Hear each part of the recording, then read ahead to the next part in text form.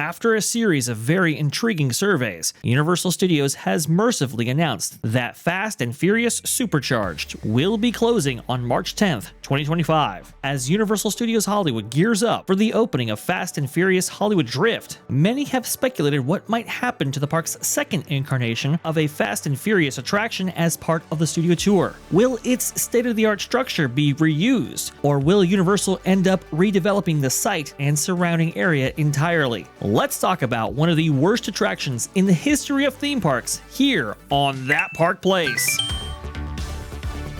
Universal has been on this kick lately of just providing the fans everything they want. Just, hey, you know what? We're going to give it to you. We're going to give you dragons that are going to be taking over the skies at Epic Universe. We're going to be giving you interactive wands. And now they may have listened to guest surveys at Universal Studios Hollywood. This is very, very interesting.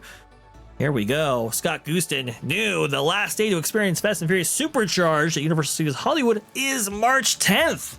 The experience is closing to make way for Fast and Furious Hollywood Drift coaster opening in 2026. An all-new studio tour attraction will be announced soon. To clarify, this isn't to make way, as they say, for Hollywood Drift. This doesn't really interact with it at all. But it is very interesting how this is going down before Hollywood Drift actually opens, which now we're hearing is, I think it's going to be very early 2026. I've heard reports that they may start initial testing in like November or December of this year. We'll have to see about that. But Supercharged is famous for being one of the worst theme park attractions by the big two to ever open in any of these parks. It is universally reviled, and Studio Tour was actually worse than maybe its Florida counterpart, because Florida, you could choose to opt in or out of Supercharged. If you went on the studio tour, which most people who are visiting Universal Studios Hollywood are inclined to do, you had to endure this attraction every single time. Culture, your thoughts on all this? This won't be missed at all in any way. Yes. It was absolutely terrible. The version of this in Florida is god awful. And the Hollywood version isn't any better. In fact, it's using space that I would rather repurpose for a Battlestar Galactica ship battle, which we had back in the 70s. So bring back the old funner experiences, please. Something that's not a screen that is terribly distorted and nauseating at times and practically offensive at others. I've never seen Vin Diesel's arm look like Stretch Armstrong more than I have on this particular attraction. And the ridiculousness of the models that he's hanging from, like this helicopter, that's a real thing. I mean, it's not the real scene, but it's that garbage time. So yes. Yeah, it is. This was so bad. I was like, I went on this dumb ride in Florida. I'm thinking, okay, well, this is a purpose-built thing, not like the Tunnel of Doom in Hollywood. And I went on it, and I was like, this is terrible. And I sat in line to go on this, and I'm very angry now. So I can't wait for the coaster. The coaster. Have you seen the coaster build? It looks great. Oh yes. Here we have a little bit of footage that Universal was so kind to provide everybody, to give everybody a sneak peek of what this is going to look like right here with mounting the last pieces of the coaster that elevated over the Starway here. Who is this? Is this Intamin? Who's this? I don't know who did the coaster build. Yes, it is Intamin who is doing this Fast and Furious Hollywood Drift coaster. By the way, Culture, I don't know if you know this aspect of it, but this will be a controlled spin coaster, not unlike Cosmic Rewind. But unlike Cosmic Rewind, this will have inversions. Okay, but will it be fun? Oh, of course. It's an Intamin coaster. Come on. Oh, by the way, it's gonna be amazing. Have you noticed that they just started building this and it's opening in 2026? Now, unlike Disney, it doesn't take 7 years to build a stinking roller coaster. Yeah, I mean, they have been going very, very fast. I know they had some trouble because it's literally built on the hillside. It is a crazy, crazy setup that you have here. Let me see if I can get a good photo of that. You can see this photo from Theme Park Wizard, actually. It's built on the hill. Yeah. And the foundations had to be like, extra nice. But I know they had complications with that. I know they had to, build retaining walls and so forth in order to keep that dirt compacted in place.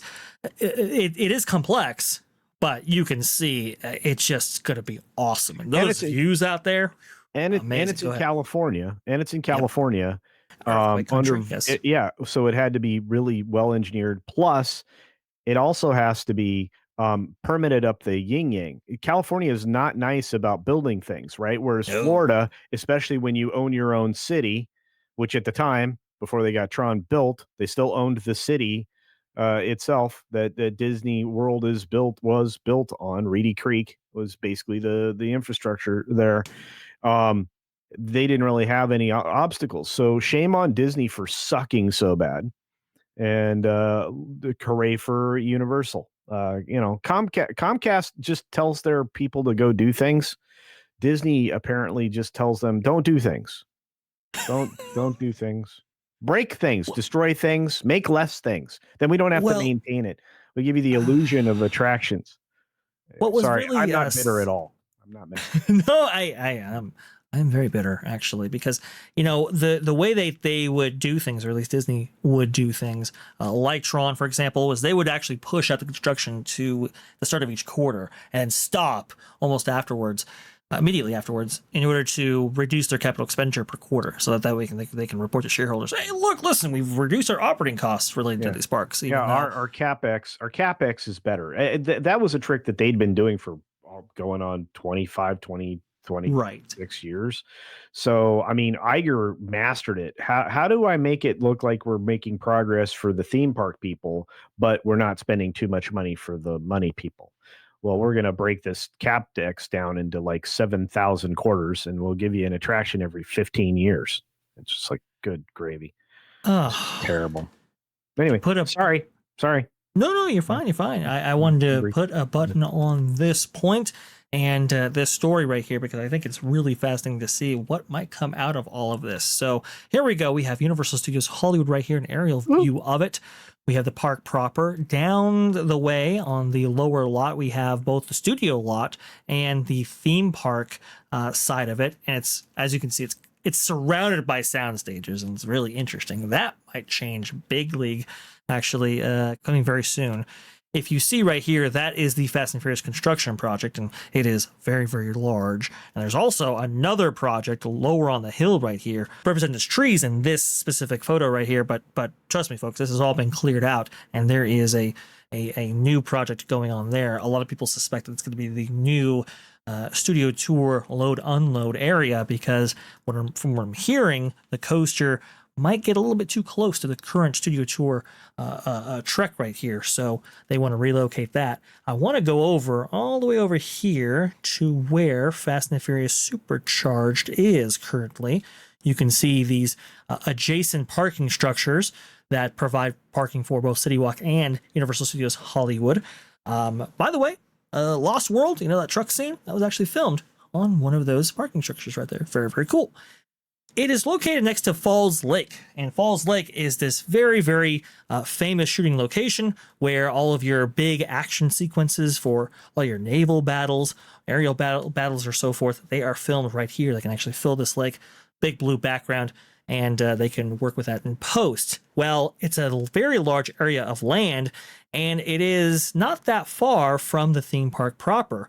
A lot of people believe that this whole area, including Supercharged, could actually be opened up, maybe to, I don't know, perhaps you turn Supercharged into a train station, not unlike the connection between Diagon Alley and the original Wizarding World, for example, and maybe you have a Diagon Alley here. I have heard all kinds of rumors for this area going forward. This is a very, very exciting piece of real estate, I think, for the future of Universal Studios Hollywood as it makes its transition from a theme park to a resort, with that new hotel opening up on the entrance. Culture, your thoughts on all of this before we wrap up? Awesome. It's so cool. I know. It's so cool. I know. We've been waiting for something to change at Universal Hollywood for a long time. The problem has always been space plus the terrain. I think we're going to see massive changes there. Not as much as I think we're going to see in the second phase of Epic Universe, but I think that this will be worthwhile for the people in California, and good for them because they deserve something. Oh, I love it. I think it's absolutely phenomenal. I cannot wait to hear what Universal has in store for Universal Studios Hollywood. We're hearing a lot of rumors and speculation, but we know that their commitment to the theme park space, like Frisco, Texas, for example, with that Universal Kids Resort, Universal Horror Unleashed, Epic Universe, they're not afraid of taking chances at Comcast. So I think it's really, really exciting when looking at the Comcast slate of investments across the industry. Thanks for watching That Park Plays News. For more information, consider checking out www.thatparkplace.com. And don't forget to subscribe, share, like, and send this out on your favorite social media accounts.